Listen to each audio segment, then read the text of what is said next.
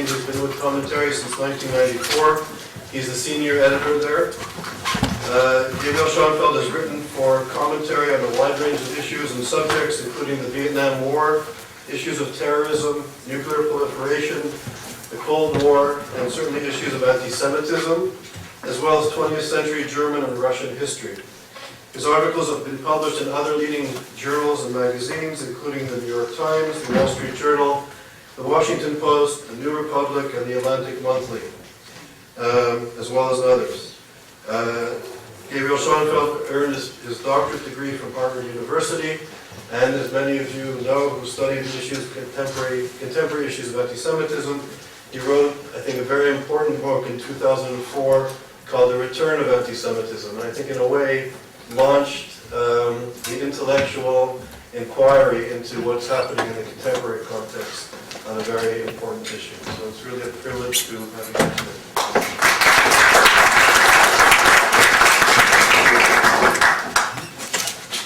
Thank you very much, Charles, for that generous introduction. And it's really indeed an honor to be here at Yale talking about this important subject. I want to just begin by acknowledging the presence in this room of my sister, Miriam DeMeo, and her husband, Dan DeMeo, who's on the faculty here, and their son, Jonathan, who's a sophomore here.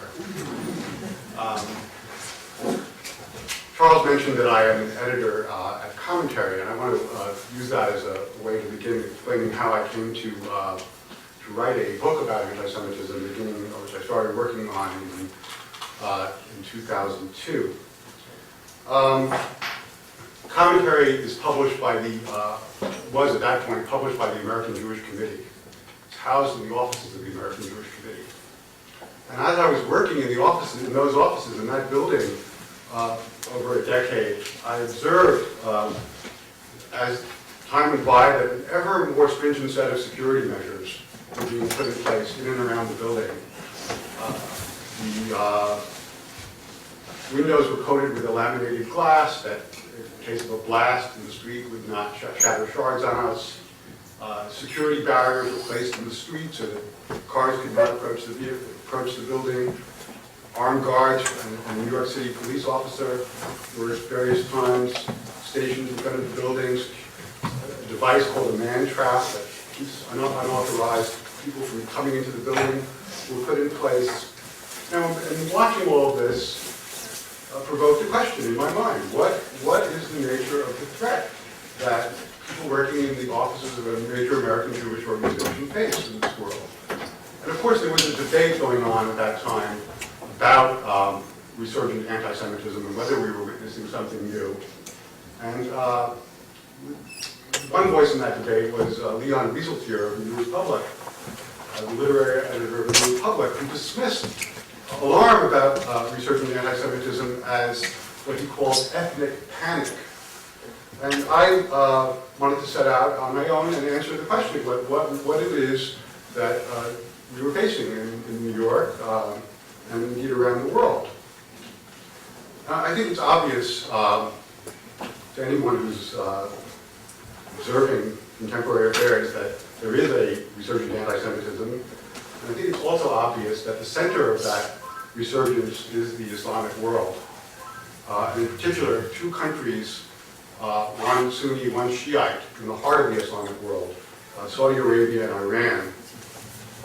In both of these countries, one finds an extreme exterminationist brand of anti-Semitism that draws on a variety of motifs, draws on indigenous Islamic sources, fuses them with medieval Christian anti-Semitic themes, brings in certain modern Nazi racial ideas, and propagates this blend of very lethal hatred internally in its all of its institutions, in its mosques, in its schools, in its textbooks, on their radio stations of these two countries, on the television stations.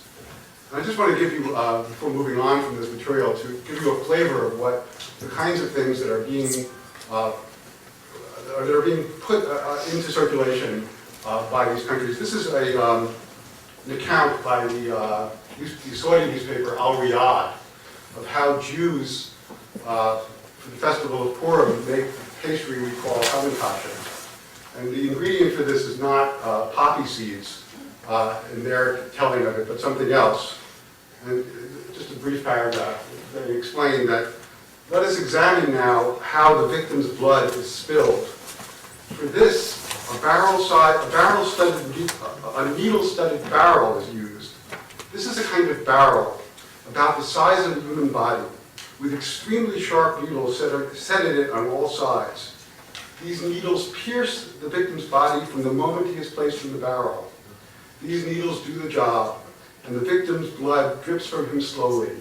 Thus, the victim suffers dreadful torment that affords the Jewish vampires great delight as they carefully monitor every detail of the bloodshedding with pleasure and love that are difficult to comprehend. Now, this kind of material was, in fact, dramatized in a 24-part television docudrama that was broadcast in Egypt and then exported across the Arab world and across the Islamic world, played in Ramadan. And it is this kind of very virulent anti-Semitism is ubiquitous and commonplace in these societies. It appears in the theocracies like Iran and Saudi Arabia, but it's also also prevalent in militantly secular societies like Syria and Libya, and societies that are at peace with Israel like Jordan and Egypt.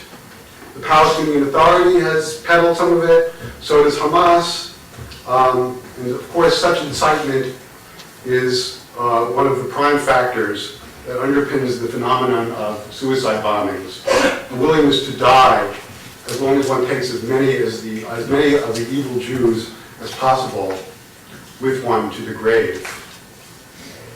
Now, it's important to note, I think, that this kind of this Islamic brand of anti-Semitism is not confined to those countries that are near Israel or locked in conflict with Israel, but extends much further afield, thousands of miles away, to countries that have had virtually no contact or no contact at all with Jewish communities. Countries like Malaysia, which never has had a Jewish population, but whose former prime minister, until 2 years ago, Mohammed Mahathir, over the course of his 25 years in power, repeatedly traded on anti-Semitic themes as a tool of his rule, blaming the financier George Soros and international Jews for manipulating Malaysian currency, publishing tracts like Henry Ford's International Jew for distribution in Malaysia.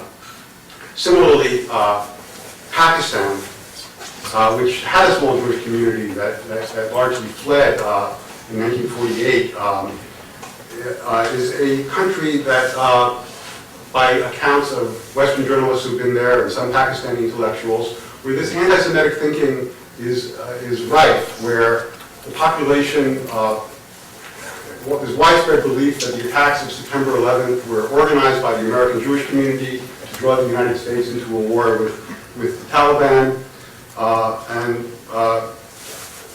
all sorts of other anti-Semitic ideas. And of course, some of this is the result of the influence of Saudi Arabia, which has used its oil wealth to finance a dense network of madrasas, of educational institutions in Pakistan, where this kind of material is propagated.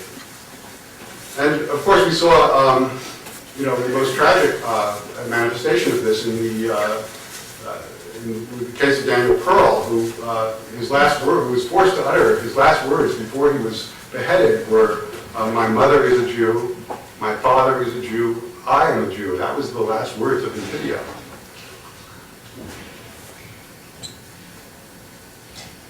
Now, Europe would seem to have inoculated itself against this kind of anti-Semitism.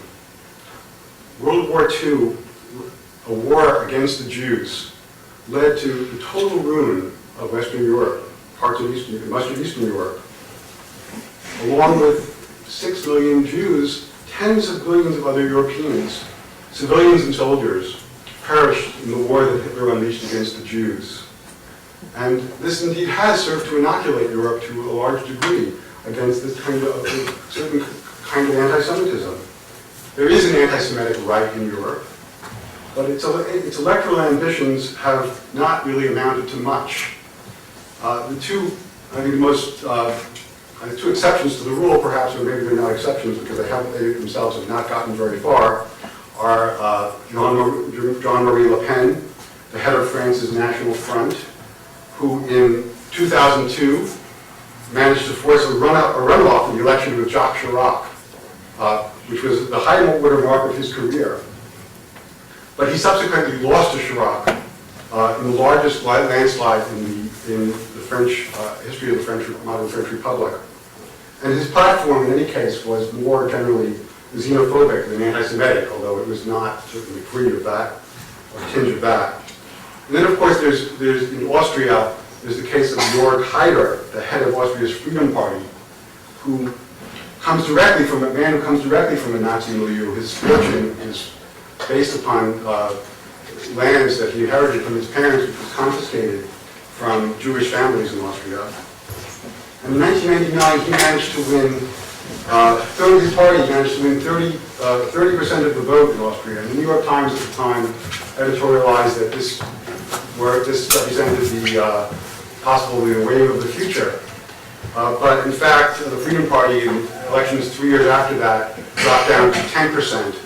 And it's really remained a rather marginal party. And I think in both instances what's happened is that these xenophobic parties have had their xenophobic message co-opted by more mainstream parties, and they've lost influence. But if this kind of right-wing fascist or Nazi-style anti-Semitism has not been on a tear in Western Europe in the post-war era, this hardly means that anti-Semitism in Europe is dead. But there are other anti-Semitic traditions that are very much in play. And the first and the most obvious is the Islamic one. There's been a profound demographic shift in Europe in the post-war era. If there were 1 million Muslims in Europe, living in Europe in 1945, today that number has swelled to approximately 20 million. And they represent one of the fastest growing populations in Europe, in this world where birth rates are very low. And I'm aware that I'm making some gross generalizations that cover up some significant variations among European Muslims. We go from country to country and from grouping to grouping. But in general, it is a population that is faring very poorly on every indicator of social and economic success. It's suffering from high rates of unemployment, high rates of illiteracy, high rates of incarceration. It is a profoundly alienated population. It is also a population that has brought with it to Europe many of the attitudes and the passions and the hatreds that are ubiquitous in the Islamic world. And it's also a population that is still living in Europe, recipient of broadcasting from the Middle East. Some of these very these hateful television broadcasts are beamed directly into France and Italy from places like Lebanon. And one result of this has been a striking rise in the level of violence directed against the objects of this group's hatred, namely Europe's remaining Jewish population, its institutions, its synagogues, cemeteries, and on individual Jews. And the most dramatic case, I think, has been in France, where we've seen the most activity of this nature, culminating in the torture murder last year of a young French Jew, Ilan Halimi, which seems to have awoken the French government to the nature of the problem at last, and there has been a concerted effort to try and confront it. But the fact is that it's difficult to be a Jew in France today, that French Jews are emigrating from France to Israel in record numbers, that French Jewish parents who typically prided themselves in the past on entering their children into the French public school system are no longer able to do that in many cases. The French schools have become too dangerous for their children. And it's a place where the chief rabbi of France has warned Jews not to wear attire that identifies them as Jews in public, which is a striking thing to be said in Europe of 2007. Now, the situation in France has begun to ease, and I'm not sure that it really has. Great Britain is now taking center stage, and there are reports just this year that anti-Semitic attacks there increased by 40% in 2006 to the highest levels since records began to be kept in 1984, which is almost certainly connected, this very sharp rise, to this past summer's war between Hezbollah and Israel, which typically provokes a rise in violence in Europe. Now, but beyond what is happening on the streets and that kind of street violence, I think perhaps more important is what is happening among Europe's elites, where another old anti-Semitic tradition is displaying fresh life. And I have in mind here the anti-Semitism of the left. And in post-Holocaust Europe, it is, of course, not respectable at all to speak ill of Jews. But in progressive circles in Europe, a variety of synonyms are employed as a substitute. Among them are the terms, the obvious one being Zionist, slightly less obvious is neoconservative, which are used to disguise, which are used to convey undisguised loathing of both Jews and Israel. At universities across Europe, campaigns have been underway to organize boycotts of Israeli academics. Anyone who is considered an Israeli citizen is treated as a war criminal by some of these campaigns. And all of these campaigns are premised on the mendacious idea that Israel, the Middle East's only liberal democracy, is the world's worst human rights violator. While those organizing these campaigns, these boycott campaigns, maintain near total silence about genuine human rights abuses elsewhere, the ongoing genocide in the Sudan, or unrestrained tyranny in countries like Saudi Arabia and Iran. Now, in some of this left-wing this progressive anti-Semitism, there are fascinating echoes of the left-wing anti-Semitism of another era. I just want to read a brief quotation from the French socialist Pierre Proudhon, writing in the mid-19th century, a man of the left, who offered his own remarkable solution to the problem posed by the Jews. He said, Proudhon wrote, "We should make a provision against that race, which poisons everything by butting in everywhere, without ever merging in with any people. We should demand its expulsion from France, except for individuals married to French women. Abolish the synagogues. Allow them to enter no employment. Finally proceed with the abolition of this religion. Not for nothing have the Christians called them deicides. The Jew is the enemy of mankind. That race must be sent back to Asia or exterminated."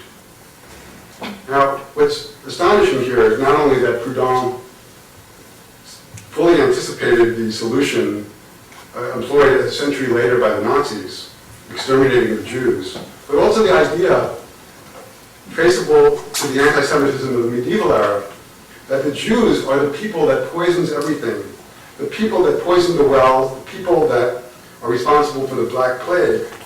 And this same idea is very much in evidence today. Simon Jenkins, the leading columnist for the London Times, can find no explanation for the war in Iraq other than that Jews, whose first commitment, he says, is to the defense of Israel, have seized the reins of power in Washington and even London. And left-wing magazines in England and in Europe carry cover stories about Zionist cabals, featuring pictures of the Jewish star piercing the U.S. Capitol. It is Jews, once again, who are held responsible for the world's ills in the form of the Jewish state. And it is Jews who refuse, as Proudhon had it, to blend in with their neighbors and disappear. Now, particularly striking in this left-wing anti-Semitism is the persistent effort by leading European intellectuals to delegitimize the Jewish state by linking it to the ultimate symbol of evil, Nazi Germany.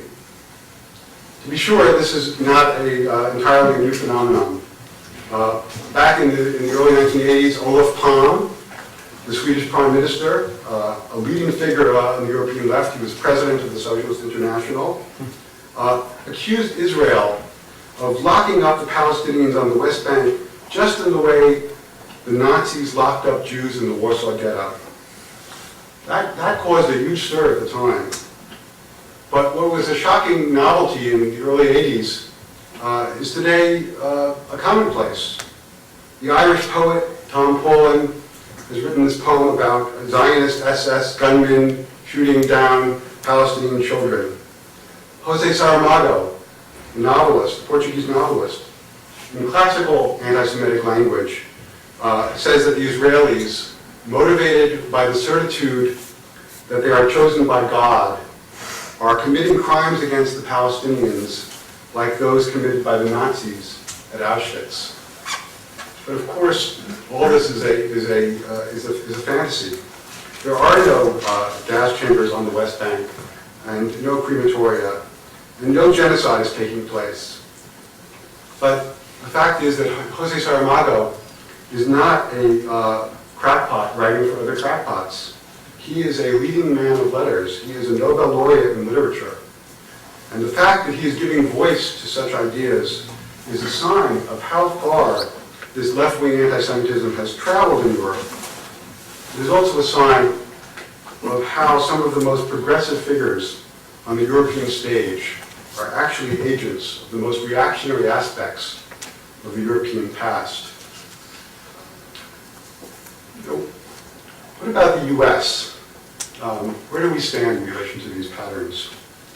I would argue that they appear here, but in the same patterns appear here, but in greatly attenuated form. As in Europe, the anti-Semitic right in the United States is at a low tide.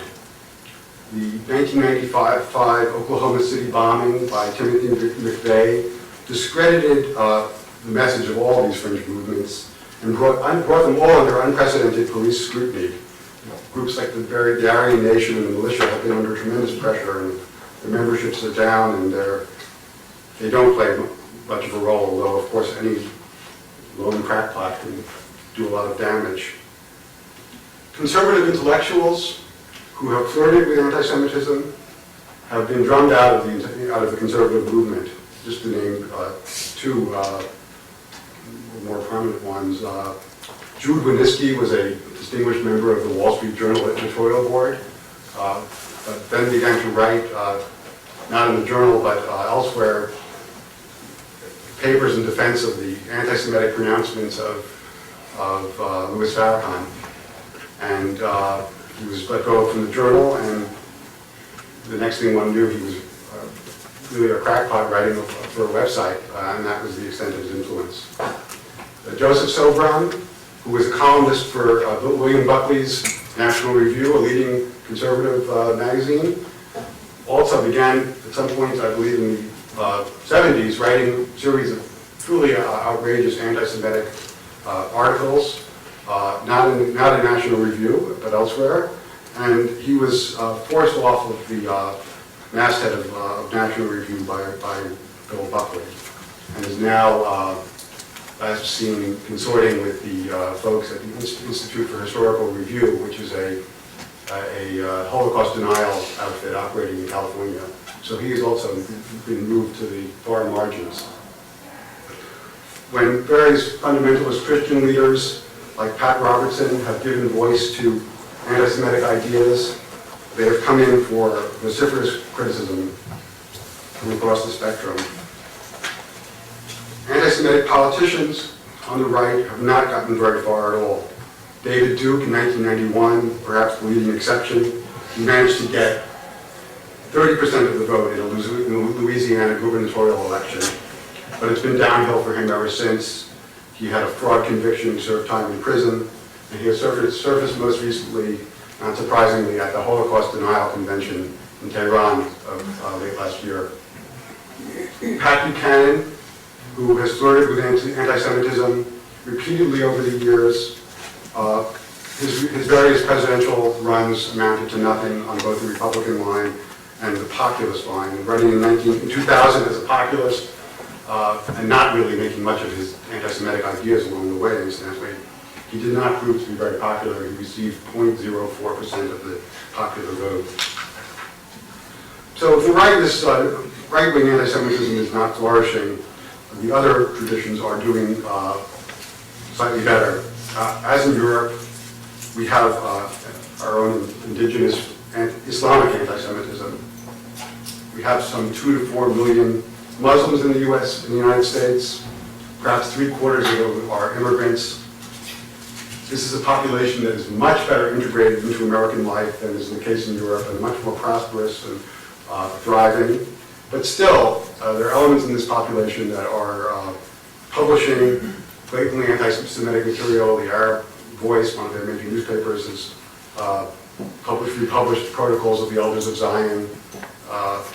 There's ubiquitous articles and books in Islamic bookstores, in Arabic language bookstores, in which the thesis is put forward that Jews are responsible for or Israel is responsible for the attacks of September 11th, and so forth. And this Islamic population, like Jewish population, like the Christian population in this country, has organized its own system of day schools and Sunday schools to convey their faith to their children. And according to reporting by the New York Times and the Washington Post, many of the textbooks in use in these schools, where there's some 30,000, 40,000 kids being exposed to this material, are textbooks which have been imported from Saudi Arabia and which teach things like that Jews are the sons of monkeys and apes, that Jews worship money, and other standard and not so standard anti-Semitic tropes. Now, unlike in Europe, we also have a black Muslim population with very special circumstances, including the fact that some 300,000 to 400,000 black Muslims in this country are incarcerated in prisons. And these inmates, like other inmates, have religious needs that must be catered to. And in one institution after another, it turns out, the authorities have turned to Saudi-trained imams to administer religious counseling in the prisons. So we have a situation where a sector of American society that is most prone to violence is being indoctrinated in some of the most fundamental brand of Islam, including in some instances directly its anti-Semitic teachings. And actually, as an editor of commentary, I've received letters from prisoners, Jewish prisoners, just complaining about the situation in their prisoners over the years. But the sum total of all of these trends is that we've seen an upsurge in violence against Jews committed by Muslims. If in the past that kind of violence, synagogue desecration, cemetery desecration, was carried out largely by skinheads, increasingly it's carried out by Muslim youth. But apart from that, that kind of low-level violence, we've also had a number of more spectacular attacks, which I think bear mention. There was, just to mention before, on the Brooklyn Bridge in 1994, a Lebanese Muslim opened fire on a van carrying Hasidic young people and killed one. There was a 1997 attack on the top floor of the Empire State Building by a Palestinian gunman who killed one person. He said in his confession that his aim was to kill as many Jews as possible. There was a 2002 attack by an Egyptian immigrant on the Untitled Chapter in Los Angeles. And just last year, of course, in Seattle, a US-born Muslim stormed the Seattle Jewish Center and killed one woman and shot 5 others. So the security doors around my building are definitely there for a reason. That's one of them. Now, as in Europe, the United States has its own, also has its own left-wing anti-Semitism. Now, I would argue there's been a certain measure of the recent trend is that there's been a certain measure of tolerance within the Democratic Party for candidates who have openly expressed anti-Semitic ideas. And the most significant case, of course, is that of the Reverend Al Sharpton, who in the 1991 Crown Heights riots openly fanned the embers of anti-Semitism by declaiming against diamond merchants from Tel Aviv who were robbing the black community. He subsequently led a boycott of a Jewish-owned store in Harlem, Freddy's, where there was a lot of incitement, including incitement to burn it down. That incitement didn't come from him, but the store did indeed burn down, killing 8 employees.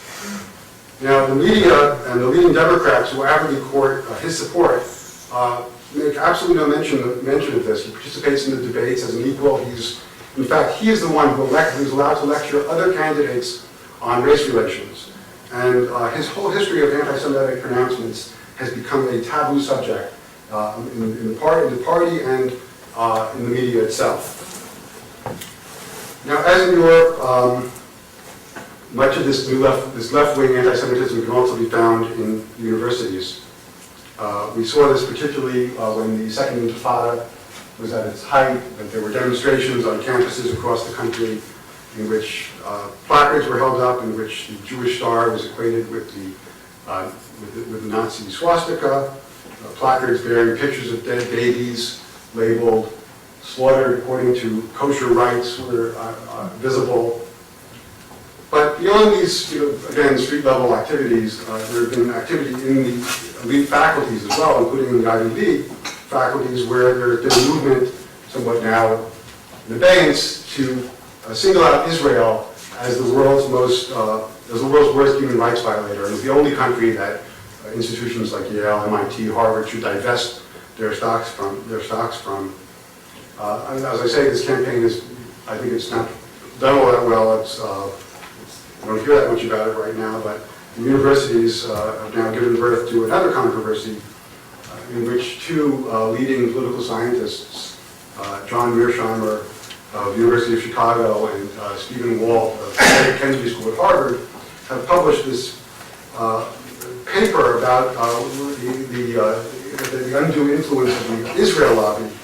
But the way they define that is essentially American Jewry as a whole, and the paper itself raises the question, or directly suggests, that American Jews have dual loyalties, which is a time-honored anti-Semitic canard, and which, in fact, does not mean dual loyalties at all, but actually means single loyalties, loyalty to their fellow Jews ahead of loyalty to the United States. And this is an argument that they've made at great length with a great many footnotes, but they're wrapping an old anti-Semitic idea in scholarly garb. Now, Mearsheimer and Walt would strenuously deny that there's anything anti-Semitic about their paper. Indeed, they insist that they themselves are philo-Semitic, as they told interviewers in England, which brings me to 2 concluding points that I would like to make. Which is, first, is that just as there is something called Holocaust denial, there is something called anti-Semitism denial, which is a refusal to call things by their proper names. I'll just give a few instances I encountered in the course of writing my book. There was a riot in Ukraine in which youth were chanting "Death to the Kikes" in the street. And the following day, the mayor of Kiev had a press conference. He was asked by several journalists about this, and he explained that it was not anti-Semitism, it was just hooliganism. Jacques Chirac, president of France, at one point he said there's no anti-Semitism and no anti-Semites in France. He subsequently adopted a less denying point of view. And I had my own peculiar encounter with this while I was researching the book. I came across a quotation from a student newspaper at Rutgers that I wanted to track down and authenticate. It said something like, it said exactly like, "Die, Jew, die, die, die, die, build yourself an oven, die." And I called the faculty member at Rutgers who was responsible for this publication. I didn't have an original copy, I'd just seen it quoted somewhere. And I wanted her to tell me whether it in fact appeared and also what she could tell me about it. And she did confirm that it appeared, and she said, but she asked me what I was using it for, and I said, I'm writing a book about anti-Semitism. And she said, oh, Mr. Schoenfeld, you don't understand. That's not anti-Semitism. That's just students blowing off steam. So I think there's a refusal in some quarters to face exactly where we are. The dangers that are on the horizon are very various, and I think it's important not to exaggerate them and to analyze each of them according to its own situation. But I don't think that it's fair to say that the Jewish world, as Leon Wieseltier would have it, is in a state of ethnic panic. And indeed, given the fact that there is a regime, the Iranian regime, which is imbued with anti-Semitic hatred, whose president openly denies the Holocaust, and whose president openly speaks of annihilating the Jewish state, of wiping it from the map. And it's a regime that is engaged in terrorism against the Jewish world, blowing up the Jewish Cultural Center in Argentina and the Israeli embassy there in the 1990s.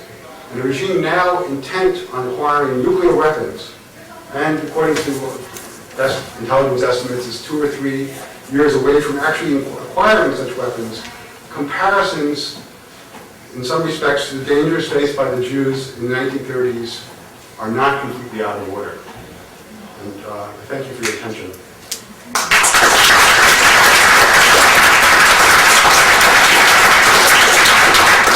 Thank you very much. So Dr. Schoenfeld has agreed to take questions. Specifically, early on in your talk, you mentioned about the anti-Semitism in the Muslim world and the publications there and the television shows. So I wanted to know about 2 things. One, what can be done to combat it in the Muslim world? And 2, to what extent is it bad faith versus if everywhere you look there are publications of the Protocols of the Elders of Zion, people come to believe, oh, well, it must be true. So to what extent is it driven by bad faith, you think, versus ignorance or misinformation? I think it's largely not driven by bad faith, but is taken on a life of its own and accepted as truth by large segments of the population. Now, when it goes into intellectual circles, things become more murky, but I think it's not an accident that the leading Egyptian journalist, Mohammed Haikal, who wrote, I mean, some of the best histories of, let's say, the Yom Kippur War from the Arab side, a reputable historian, a man who moves in comfortably in European capitals, has endorsed the works of David Irving, the British Holocaust denier, and so I think there's I don't know if it's bad faith or not, but it's a fact that these beliefs are top to bottom. They're not just at the grassroots; they're in the elite, and as for combating them, that's a very difficult problem. Apart from regime change, what measures short of regime change can be employed? There is some Western broadcasting into some of these societies, which I think can play an important role. There are institutions like Memory that Yuval Harmon, I believe you spoke here, go about just assembling some of the more extreme things in the press and distributing them, and I think calling attention to them can have something, is a very, very necessary first step in combating them. But I myself do not have a program beyond that for dealing with this. And so, Alon, and then you, and if you sort of indicate to me, I'll put this down on this. Yeah, so there is some kind of a paradox, maybe you can feel it. The left traditionally was very much trying to depend on civil rights. Again, generally it's but how do you speak up? Yes, I said the general notion is that the left is very much aware of civil rights. How does it fit with this paradox of left supporting anti-Semitism if one can consider, anti-Semitism as an issue of civil rights? Well, it's a very good question, and I guess the way I would answer it is that the left and liberalism are composed of many strands of thought, and some of them are very much in contradiction with one another. And there is, of course, a true liberal strand on the left that believes in civil rights and defends civil rights and advocates civil rights. But there are other strands that go back into the Enlightenment. Voltaire, who in his anti-clericalism became extremely anti-Judaic, looking at Judaism as the tree trunk from which Christianity, which he hated, had grown. And he wanted to extirpate both. And there's this gave voice to the whole stream of anti-Semitic thought in the 19th century, and you have quotations like that from Proudhon, that you go through the works of Marx, himself a Jew, of course. You can find these, in the socialist tradition, a great deal of anti-Semitic hatred. So these schools exist in tension with each other, and are manifest today on the left by people who are not thinking in these terms, but are somehow echoing these older voices. One of the kind of touchier issues, I think, surrounding anti-Semitism today is, you touched on it briefly, especially with Walter Mearsheimer, the issue of can one equate, or how much one can equate anti-Zionism with anti-Semitism. And this, I think, also recently has become a very hot issue with to what extent the left in the American Jewish community that's very critical of Israel is almost anti-Semitic or self-hating. So could you talk a little bit about is there a distinction? If there is, what is... Well, I think it really depends here how we would define anti-Zionism. If anti-Zionism is the belief that there should be no Jewish state in the Middle East, I would have to call that anti-Semitic, because the practical consequences of that would be to lead to the death of the Jewish population of Israel. I mean, where are they going to go, and are they going to live under the regime of Hezbollah or Hamas? Or that seems to me like fairly simple. I think matters get much more murky when we're talking about criticism of what Israel does in particular instances, and some of those criticisms can be anti-Semitic, some can't be. Just to give an example of a kind of criticism that I would regard as anti-Semitic, when, for example, in 1994, and this hotel was blown up in Netanya, and Israel launched an incursion to Jenin, a refugee camp, to try and apprehend the perpetrators. All sorts of people were condemning Israel for the crime of genocide. And this, I think, this kind of extreme exaggeration. I mean, there were, I think, a total of 50 people, Palestinians, most of them were armed gunmen, died in that gun battle. To call that genocide, I think, is to really misuse language and then to raise the question of why you're misusing language. But I think to raise objections to where Israel puts its security barrier, all sorts of other questions are not necessarily motivated by bad faith and could be perfectly legitimate. But I think one has to go on a case-by-case basis. There's no bright line. I have two questions, Gabriel. One is, where in the pantheon of Jew haters or critics of Israel would you put Jimmy Carter? Secondly, I'm from Canada. We believe in freedom of speech, but we also believe in freedom from speech, which means we have some pretty stringent anti-hate laws. And given the extent of hate on the internet, which I think culminated in the attack on Elie Wiesel last week by one of these right-wing guys that also foment anti-Semitism, which he claimed to have picked up on the internet.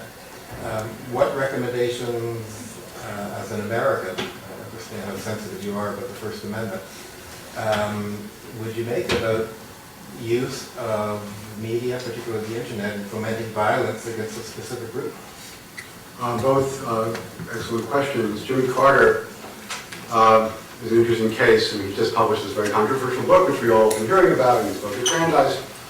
And there's some things in that book that really make you wonder about where he fits in the anti-Semitic tradition. He criticizes Israelis for not being religious and for for desecrating Christian sites or not behaving properly toward Christians. And there's some Christian motifs in his anti-Semitic, and I think arguably anti-Semitism in the way this kind of double standard that he refuses to criticize any act of Palestinian terrorism in that book, but hammers Israel for all sorts of things and raises questions about his motives in doing that. But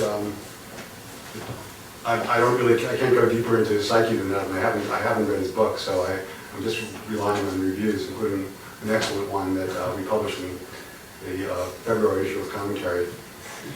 As far as the hate crime laws and controlling the internet, I really don't see a possibility for that here in this country. I personally am not opposed to when Austria locks up a Holocaust denier like David Irving, he was locked up for 3 years. That doesn't trouble me. I don't think that we need to export our First Amendment around the world to situations where history is very different and much more fraught. I'm basically a liberal on this issue. I think that speech should be answered by speech. Violence and incitement to violence are matter, and there, it's direct incitement there.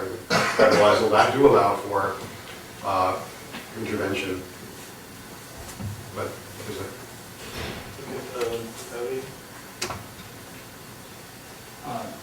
my question is, why hasn't the American phenomenon pushing both liberal and conservative anti-Semites to the fringes of political and academic spheres, why hasn't that been successful or been mirrored in Western Europe? Well, the histories are just so different, and the soil in Europe is so much more fertile for this kind of thing. The United States has really never been a place where anti-Semitism has enjoyed much popularity. I mean, there's some exceptions and some exceptional periods, but whereas a melting pot, there are other groups that have been beneath the Jews in our history. Of course, American blacks occupy a space that's far below them, but in the 19th century, Catholics and Italians who were the objects of prejudice. So the Jews are not at the bottom. And well, in Europe, for all sorts of historical reasons that many volumes have been written about, they are been a targeted minority and remain so, even though they've largely been destroyed. Yeah, and also two questions for you. Pakistan is very complicated because here you've got Musharraf who met with the American Jewish Congress and encouraged a group of American Pakistanis to go to Israel, and they did, and report back to them. And at the same time, I don't remember hearing Musharraf cry out when Daniel Pearl was murdered, nor any changes in the textbooks there and things like that. So I wondered if you had gone any deeper into issues in Pakistan. And the second question is, in Connecticut, what's facing right now is University of Connecticut has traveled to Dubai, has been talking to Dubai about a branch campus, and because we're speaking out that maybe that's not such a good idea, they're putting it on hold right now. On the other hand, Abe Foxman is going to Dubai, the Conference of Presidents of these organizations is going to Dubai, and Shimon Peres, not too long ago, was next door with the United Arab Emirates. So I guess the question is have we seen anti-Semitism in those areas? Is the possibility of some moderation there?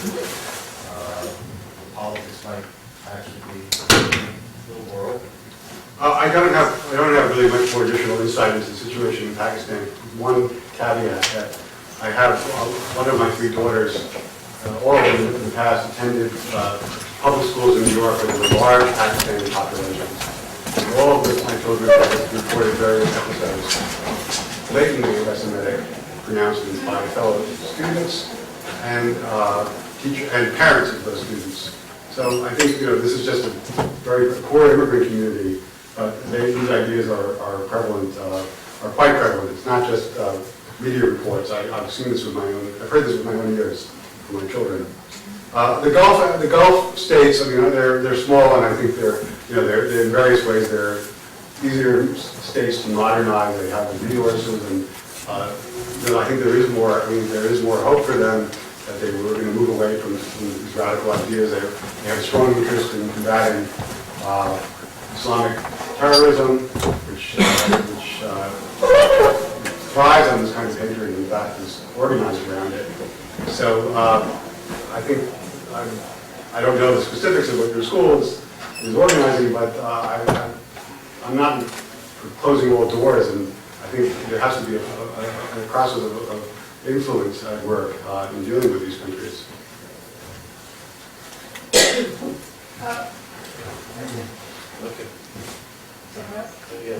I wonder if you would agree that the rise of anti-Semitism is highly correlated with the lower standing in many people's eyes of Israel's behavior.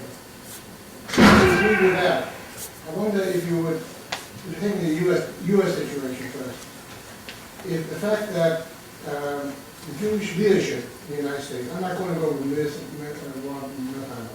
but the Jewish leadership seems to be unwilling to decide when it should support what Israel is doing, when it should not support.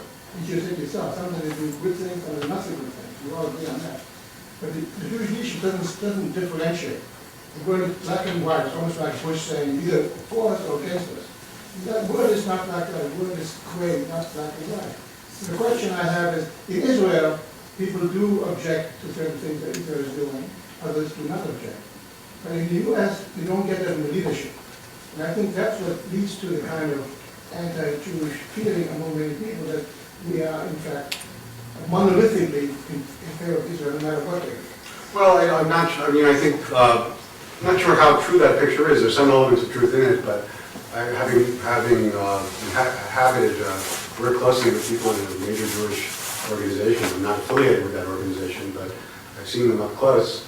I don't think that they follow every twist and turn of Israeli politics faithfully, and that they sometimes they distance themselves from it, sometimes they choose to support Israel more heavily on one issue, and sometimes they just remain silent. They don't, I think, it's fair to say, they like to be in a position of criticizing Israel.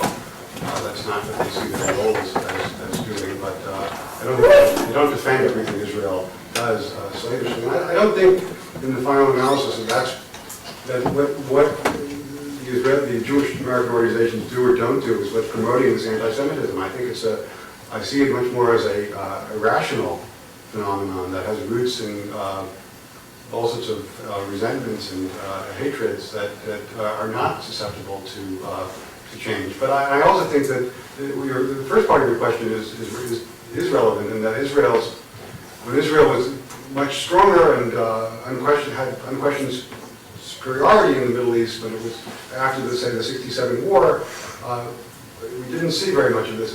It was really after 73, and when Israel suffered its first major defeat, that we began to see a great deal more sympathy on the left and other sectors for Israel's critics, and including some of the more radical ones.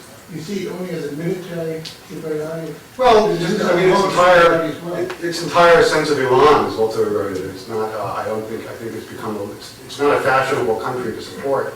It's become deeply unfashionable for lots of reasons. And now, of course, its leadership is in kind of unbelievable malaise that can't help. But I don't see this really as, in the end, as a result of anything Israel does or doesn't do. I mean, I think it's a factor, but it's not the decisive factor. I just wanted to answer what I think I've heard about the civil rights, the liberal issue about why people against Israel go accuse it. Well, one of the things people say, and I'm not speaking for myself, is that the Palestinians have been, locked out or whatever, all the kinds of things, which all have some truth, but not, I personally don't believe that Israelis are responsible, but that's the kind of thing I've heard about people who feel that Israel was, violated. Right, well, I mean, that's clearly, yes, I mean, that's clearly. And you didn't yes. answer, you had another answer. I had another answer, but your answer is. Maybe superficial. Well, it seems valid as well. I just didn't go in that direction for whatever reason. Since you ventured into the area of Muslim terrorism, I'd like to ask you the most effective terrorism that the Muslims Palestinians used against the Israelis were, of course, the suicide bombers, and there was no criticism of that. Now they have extended that technique to blowing up each other with the destruction of the Shiite the Golden Dome, blowing up Shiites, blowing up Sunnis, and Sunnis blowing up Shiites, Arabs, Muslim Arabs destroying black Muslims in Dhofar and Chad, and the absence of any criticism by the clerics of Islam and the intellectuals of Islam. I understand why they didn't care when Jews were blown up, but what's some psychopathology? Well, I mean, the prevalence of anti-Semitism is a classic indicator of a very sick society. Yes. And so it's not surprising that sickness is spread, not only, and the victims of that sickness are not only Jews in the Arab world and the Islamic world generally. There's so few Jews left that these sick societies are turning on themselves and each other and waging war against each other, and which is what we're seeing now in the really open Sunni Shiite split that's dividing the Middle East, which holds some interesting opportunities for Israel in a strategic way possible because of alliances, in fact, against Shiites and some of the Sunni regimes that have been talked about more. But as you say, the clerics are not likely to be making criticisms of either side without fear of consequences. It's a very violent world where people are abducted, tortured, and killed.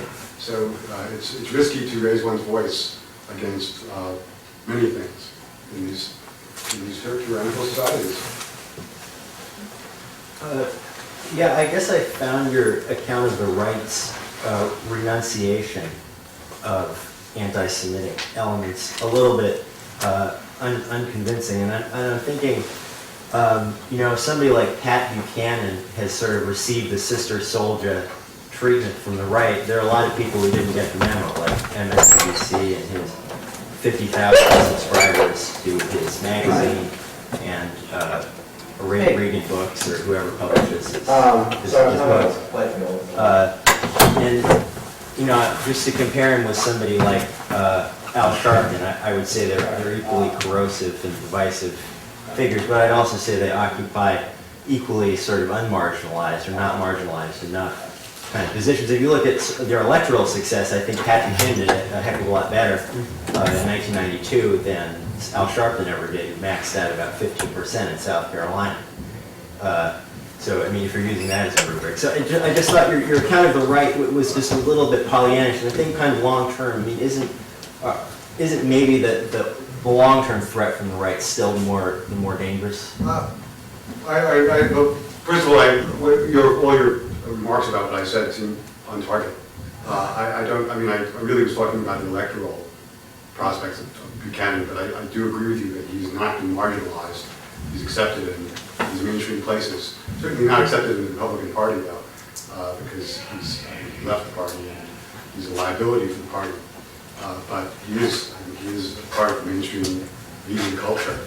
I just don't see the evidence that would point to the right being the long-term danger in this country for anti-Semitic movement. I see, to the extent that I see trouble, I see it coming from the Islamic world and from the left, and I chapter and verse.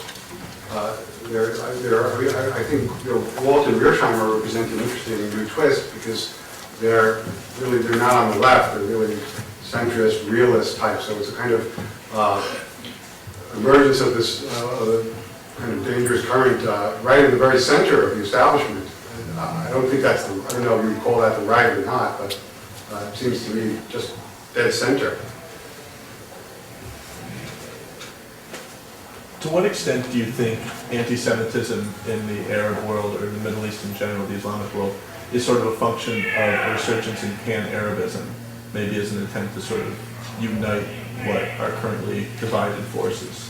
Well, I think anti-Semitism plays a role that is something like that. I mean, it's a very convenient message for regimes that have a lot to answer for, regimes that have really failed their people, that have not.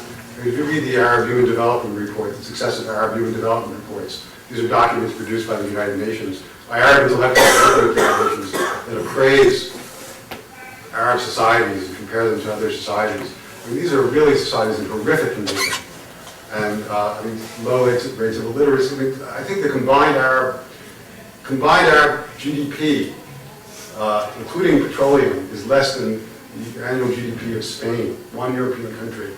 These are countries that are not doing well, and anti-Semitism plays a vital role in pointing to a place where you can point to blame for the ills of these societies. And Israel plays a vital role as well, in fomenting hatred of Jews, of Israel, of the West, of Christians as well, is that, I think, the answer to your question. In recent decades, we've seen strong philo-Semitic sentiments and pro-Zionist sentiments coming from evangelical Christians, perhaps driven by the faith in the Bible. Is there anything like that going on in Europe? Not that I'm aware of. Not at all.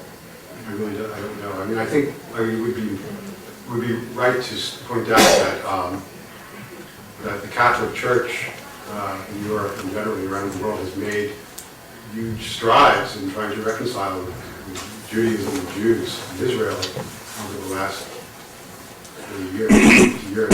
It's not, doesn't have the influence it does in Europe in such secular societies, but to the extent it has influence, it has made very dramatic progress in its understanding of Judaism and its renunciation of its own anti-Semitic teachings and in establishing better relations with Israel.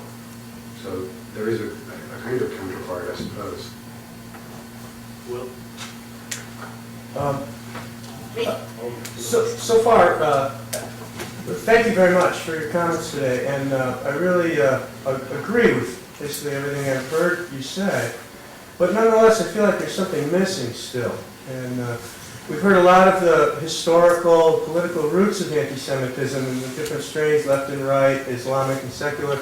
But I think there's something to be said for the dispossession of the Palestinians in the 20th century, and that this is a cause of much of the resentment.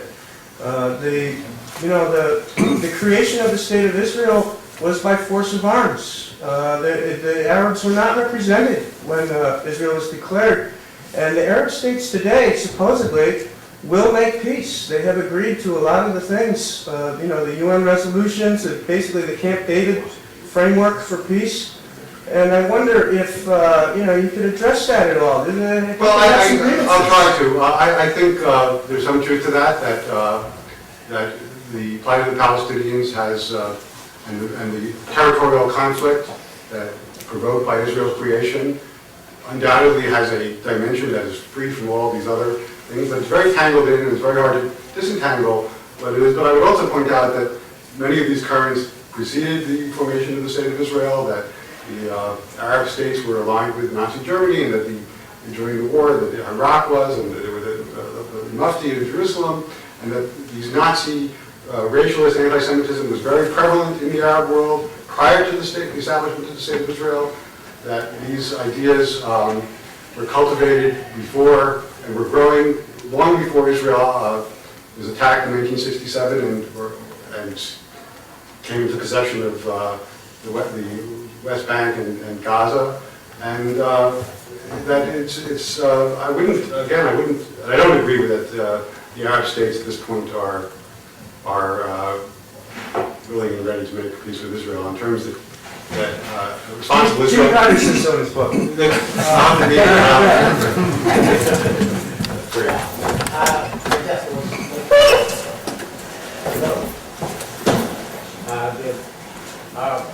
Palestinian Arabs were represented in the UN.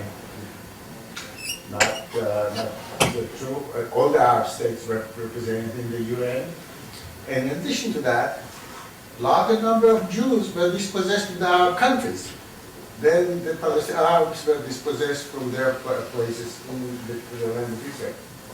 Now, this is not what I'm going to say, but it ties in. In light of what you said, that essentially Arab anti-Semitism is state-supported. and many times organized.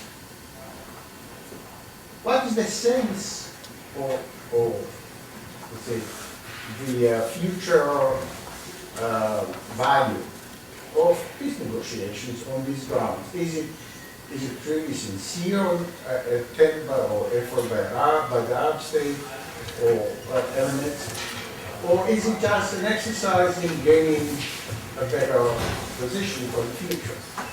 As a process of eliminating the Jews eventually, or the second result. Well, I think the best case study here really in Egypt, which society that they said the Camp David Accords have been in existence now for how long? Since 1979, and basically held, despite the fact that Egypt remains a society where there's a great deal of state-supported anti-Semitism. And largely because I think it's in Egypt's interest not to wage war against Israel. It has other strategic issues in the region. Those may change. I think that the great danger in dealing with any autocracy, especially one that peddles a hateful ideology like this, is that they're unstable, that they could be toppled tomorrow, that agreements are ultimately just pieces of paper. And Israel, or any state trying to enter peace negotiations with such a state, has to take into account their instability and their fundamental nature and the attitudes expressed by that are prevalent in the population. I think so. A statesman has to take those things into account. Israel, I think, is cognizant of what developments are in Israel, in Egypt, and in Jordan, for that matter, too. But it sees it as its interest to maintain a state of peace with these countries, and has done so successfully. I don't hate what you said, but I'm trying to get your assessment as to what's the value of these. Well, they've kept, Israel has been, I mean, in these cases... Is it temporary or is it long-lasting? Well, well, I'm not a prophet, so one sees, erosion and the way the treaties are, some of the language that the Egyptians use, and ups and downs in the relationship, but I think there's seeking treaties peace treaties with your adversaries is a good thing, unquestionably. And I think, but it has to be done in a clear-eyed way. It's just signing a piece of paper is not adequate. There has to be verifiable disarmament and genuine peace rather than cold peace, ultimately, for real peace to arrive in the region. Yes, I want to thank you and ask you, do you see the need for a new Jewish organization whose mission it would be to combat anti-Semitism all over the world, 24 hours a day, to reply to all these things that happen, to educate and so forth? I don't see an organization that's doing that now on behalf of the Jews. I think that might be a useful thing, because there is an organization that really ostensibly has that as its mission, which is the Anti-Defamation League. But I think under Abe Foxman, I've been a critic not of everything they've done, but I feel that they've been quite slow in recognizing some of the challenges that the Jewish world faces, and that they've been much more oriented traditionally toward the threat from the right. Foxman himself is a refugee from Poland, and more concerned about the right-wing side of this equation, which is fair enough, but slow to recognize some of the other developments. And so whether a new organization is needed or a new leadership of the old organization, I don't have the answer, but I think that these questions require urgent attention. Thank you. This will be the last question. Is there anybody else? You painted a very We'll take two. bleak picture concerning Iran, a very frightening picture, actually. And I just wonder, do you know anything about the opposition that used to be there? That was a very thriving opposition. What doesn't he think about them? Well, there's still a thriving opposition in Iran. And in fact, it's not just an opposition, there's actually open conflict in different portions of the country. The Persians are only, I think, 50% of the population. There's Kurds, these other minority groups that are really loggerheads. So with the regime, so there's this ethnic fracturing. What's more, I'm very alarmed about developments in Iran. Who couldn't be, given what the pronouncements of the president. it's not clear that the analogy to the 1930s works with him, and his position is not nearly as secure as, say, Hitler is. He's just suffered defeat in his local elections. There's a lot of turmoil and ferment inside of Iran. The question in my mind is whether that turmoil and ferment is going to lead to the kind of fundamental change that I hope Iran sees before or after it acquires nuclear weapons. And I think we really can't wait. Israel, the United States, should not wait around to find out the answer. So we'll take the last question. I just had one comment to make regarding the two intellectual professors who feel that the Jews have one position or one political position, and I suggest that they study the recent senatorial campaign in Connecticut.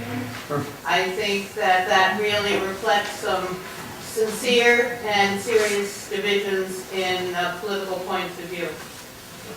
Thank you. Thank you. So, just one brief announcement. Next week, Bassam Tibi from the University of Hamburg will be speaking here on the issues of radical Islam. He'll be in this room at 4:15 next week. On behalf of everybody here, I really like to thank you for our wonderful